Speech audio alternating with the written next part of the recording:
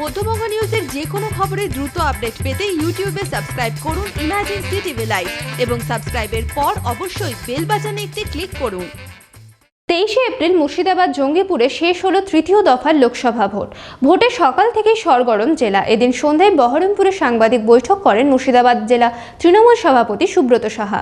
আমাদের জঙ্গিপুর লোকসভা কেন্দ্র এবং মুর্শিদাবাদ লোকসভা কেন্দ্র এই দুই কেন্দ্রের ভোট শান্তিপূর্ণভাবে ভোট হয়েছে। শ্রুতিতে সামান্য একটু মাইনর ঘটনা হয়েছিল সকালে, তারপর থেকে গোটা এলাকা 7টা বিধানসভা কেন্দ্র সেখানে শান্তিপূর্ণভাবে ভোট হয়েছে। এবং আমাদের মুর্শিদাবাদ লোকসভা কেন্দ্র সেখানে কয়েকটি ঘটনা ঘটেছে। যেমন আমাদের ডোমকলে আমাদের কর্মী তজিমউদ্দিন, তাকে আমাদের কাউন্সিলরের হাজব্যান্ড, তাকে মেরেছে কংগ্রেস এবং সিপিএমের দুষ্কৃতকারীরা, এবং তাতে তার অবস্থা খুব খারাপ। প্রথমে ডোমকল হসপিটাল থেকে তাকে এখানে মেডিকেল কলেজে পাঠানো হয়, মুর্শিদাবাদ মেডিকেল কলেজে। এখান থেকে তাকে কলকাতায় রেফার করে দেওয়া হয়। তার অবস্থা খুব গুরুতর এবং খুবই তাকে মৃত্যুর সঙ্গে পাঞ্জা লড়তে হচ্ছে। এছাড়া রানীতলা একটা সামান্য ঘটনা হয়েছে। সব মিলিয়ে আমাদের কর্মীরা যখন অনেক জায়গায়, ডোমকলে 3জন আমাদের কর্মী হসপিটালে ভর্তি আছে, আমাদের ইসলামপুরে 2জন হসপিটালে ভর্তি আছে বহরমপুর মেডিকেল কলেজে, এবং আমাদের ভবনগুলোতেও আমাদের কর্মী ইনজিওর হয়েছে।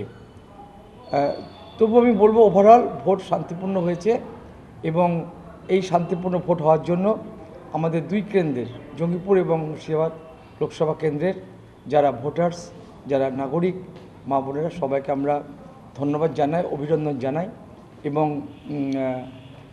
এবং মুর্শিদাবাদের যে আমাদের যে ট্র্যাডিশন, যে ঐতিহ্য, শান্তি বজায় রাখা, যেটা পঞ্চায়েতেও আমরা দেখেছি শান্তি বজায় রেখে এই সরকার ভোট করেছে, সেরকম ঠিক এই ভোটেও অনেকটাই শান্তিপূর্ণভাবে ভোটটা হয়েছে। একদম আশাবাদী আমরা দুটো সিটেই, দুটো কেন্দ্রেই, জঙ্গিপুর এবং মুর্শিদাবাদ দুটো কেন্দ্রেই আমরা লক্ষাধিক ভোটে জিতব।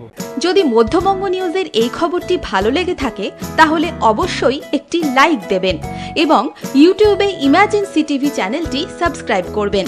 আর যে কোনো খবরের দ্রুত আপডেট পেতে সাবস্ক্রাইব করার পর বেল বাটনে একটি ক্লিক দেবেন।